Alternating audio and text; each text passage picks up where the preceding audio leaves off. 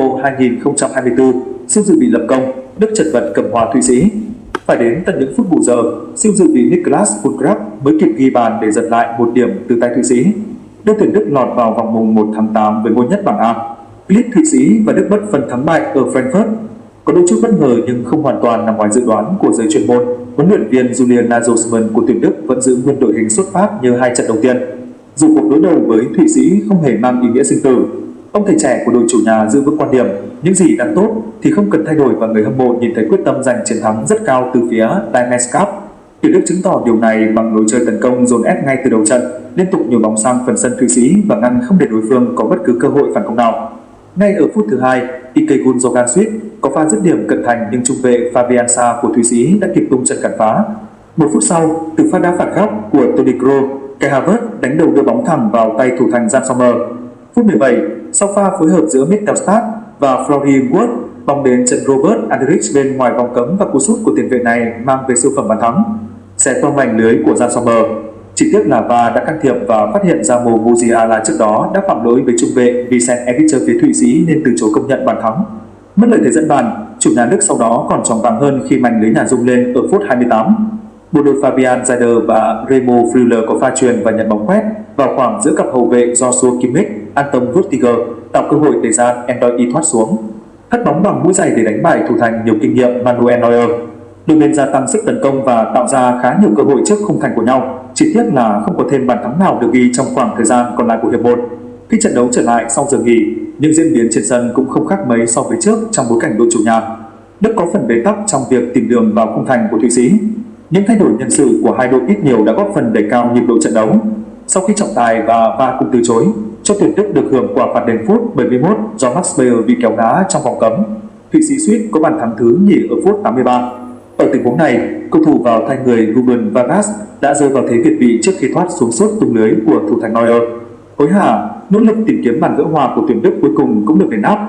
Sau pha dàn xếp đá phạt phút 90+2 từ Ike Gundogan, bóng đến chân David Ram và cầu thủ vào thay. Người này lập tức treo sâu vào vòng cấm để tiền đạo dự bị Niklas Füllkrug bật cao đánh đầu xẻ lưới Jan Sommer. Vất vả cầm chân Thụy Sĩ với tỷ số 1-1, tuyển Đức chính thức đứng đầu bảng A với 7 điểm. Trận cuộc đối đầu với đội nhì bảng C đang là mục tiêu tranh chấp của 4 đội Serbia, Anh, Đan Mạch, Slovenia ở vòng 1/8. Thụy Sĩ với 5 điểm trong tay sẽ đứng nhì bảng, chờ gặp đội nhì bảng B mà nhiều khả năng sẽ là đương kim vô địch Ý. Hungary với chiến thắng nghẹt thời phút bù giờ trước Scotland đã có được 3 điểm, chờ tranh vé vớt vào vòng sau với tư cách một trong 4 đội xếp thứ 3 các bảng có thành tích tốt nhất. Đội tuyển thứ hai bị loại khỏi Euro 2024. Sau Ba Lan, đến lượt Scotland bị loại sau trận thua 0-1 trước Hungary ở bảng A vòng chung kết Euro 2024 rạng sáng ngày 24 tháng 6. Ở lượt trận cuối bảng A, Scotland và Hungary đều muốn giành 3 điểm nhằm nuôi hy vọng có vé đi tiếp thông qua suất giành cho một trong những đội đứng thứ 3 đạt thành tích tốt. Trận đấu tại Stuttgart diễn ra đầy tính toán khi cả hai đội đều cho thấy sự thận trọng. Bóng chủ yếu lăn ở khu vực giữa sân. Trong suốt 45 phút, cổ động viên chỉ được chứng kiến một cơ hội đáng chú ý là pha đánh đầu đưa bóng đi trúng cột của William Bần, Hungary ở cuối hiệp 1. Ngay cả khi bóng đi vào lưới, bàn thắng cũng không được công nhận vì lỗi việt ghi. Sang hiệp 2, thế trận vẫn diễn ra với tốc độ khá chậm.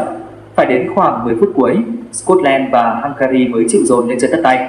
Phút 90+2, cổ động viên Hungary đã chuẩn bị ăn mừng khi Kevin Sobot thối mặt thủ môn. Tuy nhiên, số 23 lại sút trúng cột. Scotland dồn toàn bộ đội hình lên tấn công nhưng không thể ghi bàn để rồi gục ngã khi trận đấu bước sang phút bù giờ thứ 10 sau một pha phản công thần tốc. Khoảng trống lại mở ra với Sobot hơn. Lần này, ngôi sao vào sân thay người đã tận dụng thành công cơ hội để sút tung lưới đối thủ. Trận đấu khép lại với thắng lợi 1-0 dành cho Hungary. Sobot cùng đồng đội vươn lên thứ 3 tại bảng A với 3 điểm, qua đó vẫn còn hy vọng giành vé đi tiếp. Trong khi đó, Scotland đứng thứ 4 với 1 điểm và trở thành đội thứ 2 sau Ba Lan bị loại khỏi Euro 2024.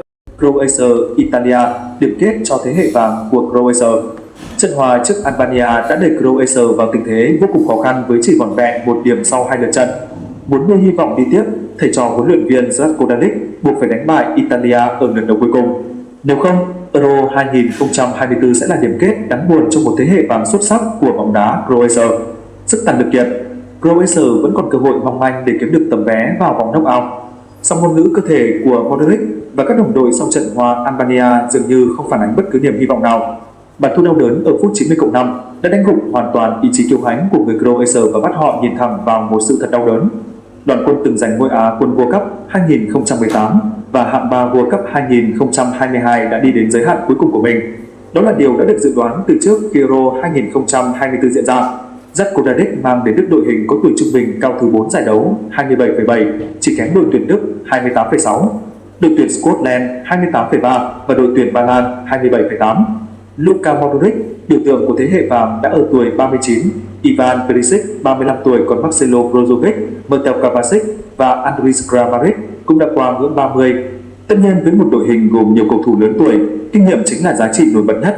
Tại Euro 2024, Croatia là đội sở hữu dàn cầu thủ có tổng số lần khoác áo đội tuyển quốc gia nhiều nhất, vượt qua Bồ Đào Nha với hai cây trường sinh lừng danh Cristiano Ronaldo và Pepe.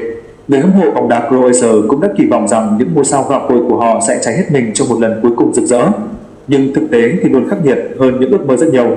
Trong hai trận đấu đầu tiên của mình, Croatia đều đã bộc lộ rất rõ những điểm yếu đến từ đội hình giàn mua của mình. Trước Tây Ban Nha, đoàn quân của Žatko Dalić không phải không có những cơ hội.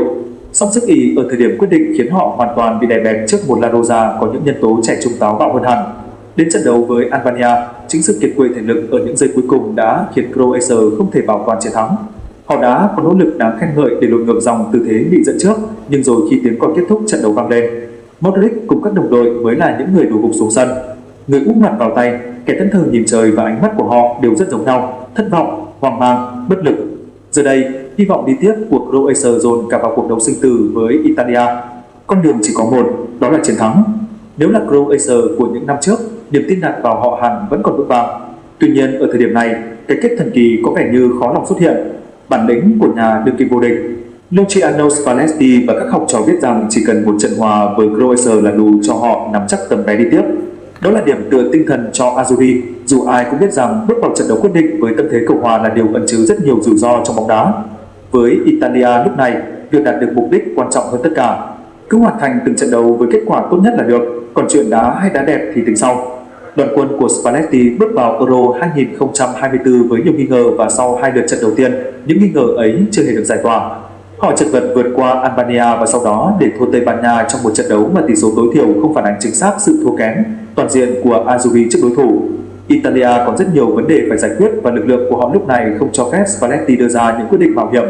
Trước Croatia, Italia sẽ phải thể hiện được chất lượng của một nhà đương kim vô địch ít nhất là về mặt tinh thần. Xét về mặt con người, Azzurri trên thực tế vẫn có những cầu thủ đủ tốt để hoàn thành mục tiêu giành ít nhất một điểm.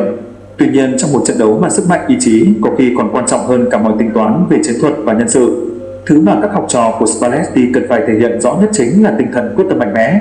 Như cách mà họ khoác vai nhau hát vang bài quốc ca Il Canton degli Italiani hào hùng trước mỗi trận đấu. Lịch sử đáng tự hào của bóng đá Italia từng chứng kiến rất nhiều trận đấu quan trọng và mang tính quyết định. Nhưng ở thời điểm này, nói về kinh nghiệm ở những trận cầu đặc biệt căng thẳng, các thành viên trong đội hình Croatia lại có phần nhỉnh hơn. Hành trình đáng nhớ của Modric và các đồng đội tại World Cup 2018 và World Cup 2022 đã chứng kiến rất nhiều lần Croatia vượt khó thành công. Chính vì lẽ đó, vai trò của những cá nhân dày dặn kinh nghiệm trong đội hình Italia chắc chắn là yếu tố quan trọng bậc nhất để Azzurri đạt được mục tiêu của mình. Những ngôi sao đã đăng quang tại Wembley cách đây 3 năm như Gianluigi Donnarumma, Jorginho, Di Lorenzo, Federico Chiesa sẽ đóng vai trò là điểm tựa về tâm lý cho các đồng đội trẻ xung quanh. Họ đều là những cầu thủ đẳng cấp và có lòng kiêu hãnh của những nhà đương kim vô địch châu Âu. Đây chính là lúc họ cần phải thể hiện được bản lĩnh của mình. Sự chắc chắn của Donnarumma trong khung gỗ, sự bình tĩnh của Jorginho ở khu vực giữa sân hay những tình huống tạo đột biến thường thấy của Federico Chiesa sẽ mang đến cho Italia điều mà họ cần.